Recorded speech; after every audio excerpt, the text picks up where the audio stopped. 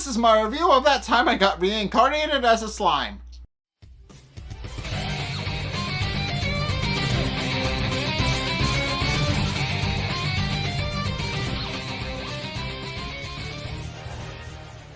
Okay, so this episode is actually a little bit exciting because it showcases Rimuru's ascent to becoming a true demon lord, which is pretty interesting. Although he does kind of go through hell a little bit to do it. I'm going to explain that in a minute.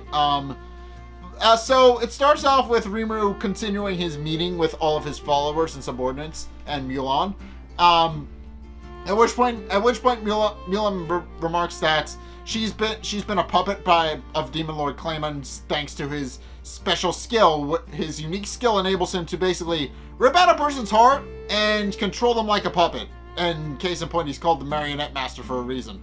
But case in point, she points out that she had no real choice but to do what she was going, but to be completely under Clayman's control, and that he basically ordered her to set up an anti-magic barrier for anti-communication purposes. And she initially believed that it was because and when asked why Clayman wanted to mess with him, she merely tells Rimuru that he stated that there was a war coming and that things were about to get interesting. And she initially believed that it was because of what Milim was doing, but then she found out he was actually talking about the war between Tempest and Falmouth. And with that, Grucius and Yum both come to Milim's behalf, pointing out that she had no real way of doing it, no real way of actually fighting off what Clayman had done, and that it wasn't even her fault. At which point Rimuru merely responds that he's going to postpone her judgment, pointing out that he has a lot of other things he needs to work through for the time being, and that for right now he just kind of needs to keep her under watch until he figures out what to do with her, and responds that Yum and Grucius, if they're so worried about her, can keep an eye on her, which they graciously accept, and then they go off to Milim's room with a couple of armed guards. At which point Rimuru remarks that he also wants to go see where all of the wounded are, pointing out that he feels like he might be able to save them. At which point they're scooted to where Shuna is actually taking care of the wounded. She's doing her best to patch up their wounds, but when Rimuru walks in and after she greets him, she actually remarks that she's been having a bit of trouble due to a unique type of skill that's preventing their wounds from actually being healed. At which point he discovers that there's actually spatial magic inside of them, and he sucks it out of them with gluttony, which enables them to be healed normally. At which point everybody has a happy reunion, and everybody's excited that Hakaru and Gobta are now up and walking. But then things take a bit of more of a sour turn when Rimuru asks where Shion is, and without saying a word, they just take him back to the mass grave, and she's just there. So, and also while they're there, they also see Gobzo, who we know got something likely happened to him when he was protecting Shuna, but now we actually get to see what actually happened. He died. So, yeah, he and Shion both died. And Gobzo is understandably very upset that Gobzo is dead, and even cradles his body for a minute until Hakaru stops him and tells him that there's nothing he can do. And meanwhile, the rest of the group explains to Rimuru that because of what happened about how she tried to save a child, which we saw, she was run down and killed. So, and mainly because the barrier didn't enable her to move as quickly as she could. And upon finding out that Shion is dead, Rimuru's anger just kind of flares up. Very visually, I might add, his aura actually comes out of him. And everybody is understandably a little bit unnerved by that, and they begin to realize that Rimuru is not okay. And case in point, he merely asks them to give him some space so that he can think things over for a minute, and that he needs to be alone for a time being. And they do leave, although Shuna gives him a big hug and tells him that she'll be there to comfort him whenever he needs it. And with that, she leaves as well. At which point Rimuru begins to think over what exactly is happening, and while he's doing that, he remembers that he gave his anti-magic mask to Chloe, and then has Great Sage create another one, which he then puts on. At which point he then begins to wonder rethink his entire philosophy about how he approached humans.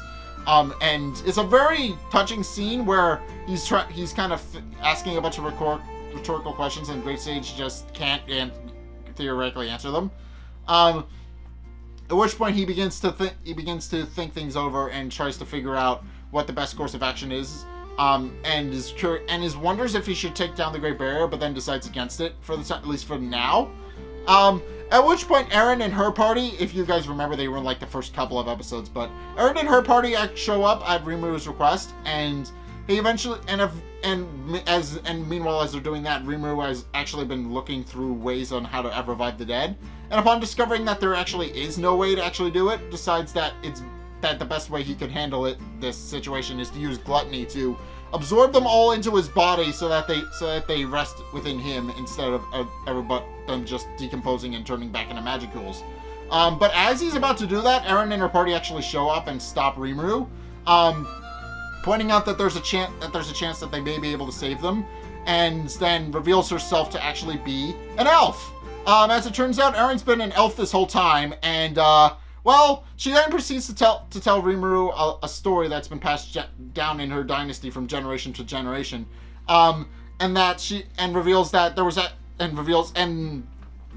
basically the story goes is that there was a girl who was born to a dragon and a human, and the dragon her dragon father created a doppelganger of himself to grow up alongside her, but then a kingdom of people killed the dragon. So as revenge, she attacked and killed all the city's residents, and then ascended to a demon lord. And with that, she was able to revive the dragon, but the dragon came back without a soul, and she had to seal it away. And I should mention, it's increasingly obvious throughout the story that the person they're talking about is Milim. It's not subtle at all that this is actually a true story based on Milim. Rimuru asks why he's telling her all this, even if it's a small chance. And she merely responds that she wants to give them hope and wants to help everybody, and also reveals that she's actually an elf princess, which was kind of implied, and that her two other party members are actually her bodyguards and not actually her venturing members. So, yeah, there's that. And after thinking it through, Rimuru realizes that even if there's a small chance that it's possible that their souls will dissipate before they can actually do it. But then Eren reminds him there's a giant ass barrier around his town, which is likely keeping all the magic in. And he realizes that if that's the case, that it's likely that all of his followers' souls are trapped in the city as well. And Great Sage even confirms that it's a 3% chance, but it's possible that. But even if it's a 3% chance, he's willing to risk it. And thanks Eren for her information. And then he gets in contact with Sokka and Soji, who have been outskirting with looking for the source of the second barrier. And as he's been analyzing it, he found out that he can actually bring down the first barrier, but that the second barrier will take some effort. But thankfully, Sui and Sokka have actually managed to find where the barrier is being projected and could easily take it out if they're careful. And he thanks Sokka and Sui for their information, and then begins to wonder whether or not he will actually be able to save them, since the barrier is clearly keeping everybody's soul in, and because he doesn't want to risk it, he actually casts another barrier himself to even more guarantee that the souls won't escape when he ascends to Demon Lord, and then wonders if it's actually going to work, and if he's actually going to be able to save everyone. And he doesn't have to wonder long, because right at that moment, as Sokka and Sui are actually doing their investigation, they actually find out that Falman's men are actually returning, and their numbers exceed 20,000, and Rimuru is excited by that because it required 10,000 to actually become a Demon Lord, and while he kind of isn't very subtle about his excitement about them coming back, he does thank Sui for his information and hangs up, as it were. At which point he decides to return back to the reception hall and tell everybody his plan. But first things first, he figures out what he needs to do for Mulan. And initially he tells Mulan that she needs to die. And which obviously Yom and Grushas are both very much against, and he actually restrains them both so they won't interfere. But as it turns out, he wasn't actually planning to permanently kill her. he said that she needed to die, but that he wasn't going to kill her. And case in point, actually replaces the fake heart that Clayman had given her, which he reveals it actually had magic that kept her alive with a tracing spell in it to relay information back to Clayman at his base. Remarks that he actually made another replica based off of that heart, and that's actually keeping her alive without actually keeping her in a connection to Clayman, nor is it going to feed information back to Rimuru in any way, which means that she's finally free. And Milam actually doesn't know how to fully express her gratitude, and instead offers her allegiance to Rimuru, which he says isn't necessary, and that she can go out and live her life as however she wants now. And Milam finally realizes that if she is going to live out her life, she would rather settle down.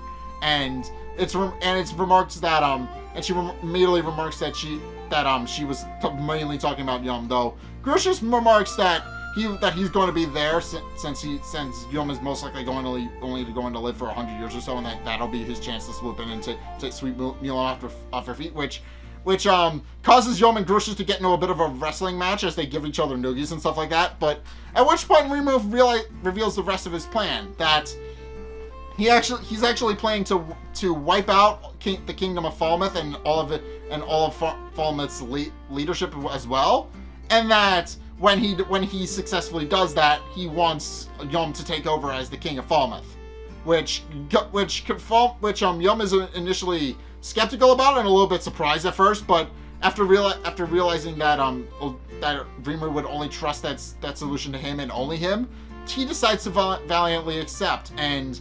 Grucius proclaims that he's going to stick by Yum's side to make sure that he's the best king he can be. Although, again, it's implied that so that he can swoop in to steal Milam from him, but whatever. At which point, Rimuru decides to fill in the rest of the party about how he's going to actually deal with resurrecting Shion, and explains that it's tied to his ascension as a demon lord. So yeah, this episode overall is very interesting because yes, it does kind of come after one of the darker episodes in the series, but it does immediately kind of get circumvented by the fact that Rimuru realizes that he may be able to revive all of the people who were killed in Tempest if he decides to ascend to become a demon lord, which he does definitely want to. And also it's revealed that he actually gained the ability to become a demon lord once he killed the orc lord that was terrorizing the region a while back. Because he used Predator to eat the orc lord, he actually developed the demon lord seed, which now enables him to become a demon lord if he just so chooses. But he does need to consume the souls of 10,000 people in order to do it. So it's eventually, he is going to have his work cut out for him, especially since he's going to most likely have to take care of an entire army by himself. But it's Rimuru, so I'm not really expecting anything bad to happen to him. So, but in any case, yeah, this is going to be interesting because now it's time for the Demon Lord Awakening arc, and that's going to be interesting. So, thank you guys so much for watching. If you did enjoy this video, what did you guys think? Let's get a discussion going in the comment section down below, or over on my Discord server, link in the description. Anyway, thanks for watching. If you be sure to like, comment, and subscribe. Also, be sure to follow me on Facebook and on Twitter in the description below if you want to keep up to date with what's going on with the channel, and also maybe watch the videos there, since I kind of have been promoting my videos over there lately. I'm hoping that works out well for me in the long run, but I've been doing that. And also, be sure to check out my Patreon if you want to see me make more higher budget videos than this. It's only a couple bucks a month. It really helps me out, and you guys get access to a bunch of cool perks, and I'm always saying thanks for helping me do that, so be sure to check those out. And also, if you want to help support the show even further, then there are two videos that are going to be on your screen in a couple of seconds. The top one is the video that is the most recent. It may or may not be this, depending on what videos go up after it. And the bottom one is recommended based on your watch history, so depending on what you've already seen from me, you will see more videos based on that. But in any case, thank you guys so much for watching, and until next time, I will see you guys in the next video. Peace!